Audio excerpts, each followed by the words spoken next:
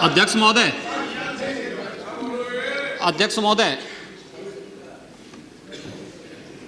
माननीय श्री मुलायम सिंह जी ने अभी जो बात यहाँ पर कही है, और मुझे अच्छा लगा कि लालू जी आज उनका समर्थन कर रहे हैं। प्रधानमंत्री के लिए भले ही उन्होंने समर्थन न किया हो, लेकिन आज समर्थन कर रहे हैं, पता नहीं किस बात के लिए।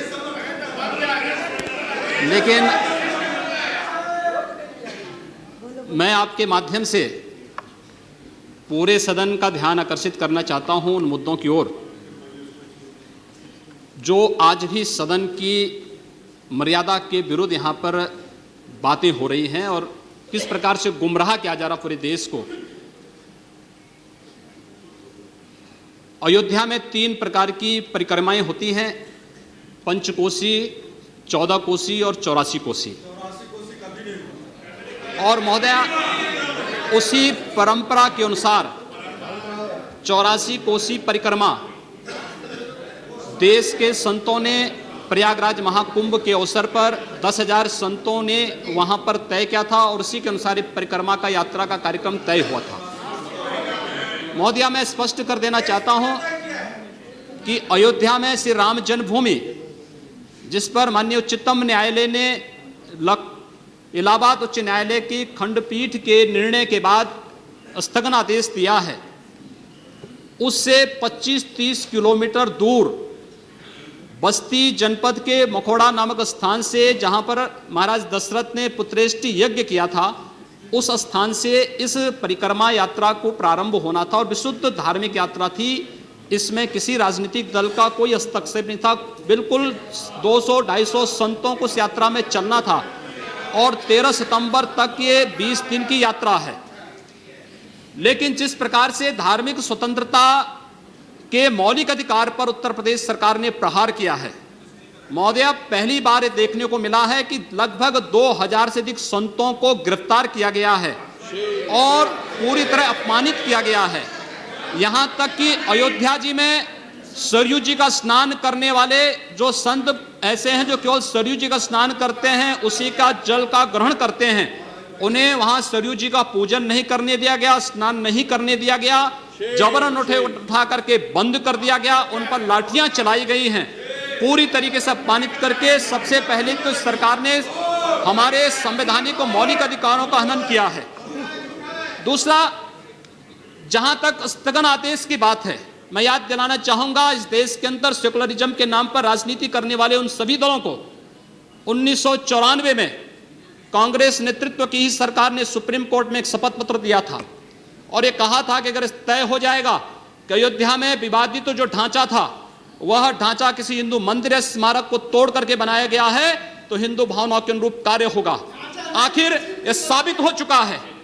अयोध्या में 30 सितंबर 2010 को इलाहाबाद उच्च न्यायालय की लखनऊ खंड पीठ की पूर्ण पीठ ने जो फैसला दिया है, उसमें तीनों जजेस ने एक स्वर से कहा है कि विवादित भूमि ही राम जन्मभूमि है, और जब विवादित भूमि राम जन्मभूमि है तो फिर उसके लिए कानून बनाने की मांग इस देश का संत समाज कर रहा है, कोई पाप नहीं कर रहा है। हम अपने हक को मांग रहे हैं और हम यही मांग कर रहे हैं कि अयोध्या में राम जन्मभूमि पर भव्य मंदिर का निर्माण होना चाहिए, कानून इस सरकार को लाना चाहिए, क्योंकि सुप्रीम कोर्ट में शपथ पत्र कांग्रेस नेतृत्व की सरकार ने उस समय दाखिल किया था और उसी क्रम में हम मांग कर रहे हैं। और संतों को उनके हकों से वंचित किया जा रहा है, उनके धार्मिक यात्रा को प्रतिबंधित किया जा रहा है, उन्हें अपमानित किया जा रहा है। और किस समाजवाद की बात मुलायम सिंह जी कर रहे हैं, किस संविधान की बात कर रहे हैं? ये समाजवाद है। स्वयं राष्ट्रीय अध्यक्ष हैं, इनके 2 भाई महासचिव हैं, इनका पुत्र प्रदेश अध्यक्ष है। कौन से समाजवाद की बात करते हैं? परिवारवाद की बात करते हैं। बेवकूफ बना रहे देश को, ये केवल देश को बेवकूफ बनाने का कार्य कर रहे हैं और बेवकूफ बना करके समाजवाद के नाम पर समाज को बेवकूफ बना करके सेकुलरिज्म की धज्जियां उड़ा रहे हैं। 30 दंगे उत्तर प्रदेश के अंदर हो चुके हैं महोदया, 1 वर्ष में 30 बड़े-बड़े दंगे। हर दंगे में हिंदू प्रताड़ित हुआ है, हिंदू जेल में बंद हुआ है, और ये सरकार परंपरा की बात करती है। किस परंपरा की बात इस सरकार कर रही है? कि आतंकवादियों के खिलाफ दायर मुकदमों को वापस लेना कौन सी परंपरा का हिस्सा है? ये सरकार उत्तर प्रदेश के अंदर जिस प्रकार से सरकारी जमीनों को कब्रिस्तान के नाम पर आवंटित कर रहा है, कौन सी परंपरा का हिस्सा है? जिस प्रकार से वहां के वहां के गरीबों, वहां के पिछड़ी जाति, वहां के अनुसूचित जाति के हकों पर डकैती डला करके यह सरकार जिस प्रकार से जंगल राज कायम की उत्तर प्रदेश के अंदर, आखिर वो किस परंपरा का हिस्सा है? और इसीलिए मैं आज के इस माध्यम से आपसे अनुरोध करना चाहूंगा, उत्तर प्रदेश सरकार ने उत्तर प्रदेश के अंदर हमारी धार्मिक भावनाओं का अपमान किया है, संतों को अपमानित किया है। इस सरकार को रहने का अधिकार नहीं होना चाहिए, इसे तत्काल बर्खास्त किया जाना चाहिए। आपसे मैं ये अनुरोध करूंगा कि भारत सरकार से मैं ये मांग करूंगा, ये सरकार लड़ाने का कार्य कर रही है, यह केवल मुस्लिम जिहादी आतंकवाद को प्रश्रय दे करके हिंदुओं को अपमानित करके संतों का अपमान करना चाहती है। और इसीलिए 84 कोसी परिक्रमा को इसने रोका है।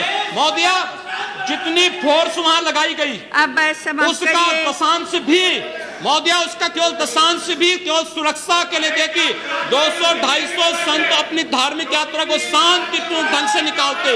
इस सरकार ने यात्रा पर रोक लगा करके उत्तर प्रदेश के अंदर 10 करोड़ लोगों को पीड़ित किया है, अपमानित किया है, उनको परेशान किया है। और यही नहीं, यह सरकार लगातार हिंदुओं को अपमानित करने का कार्य कर रही है।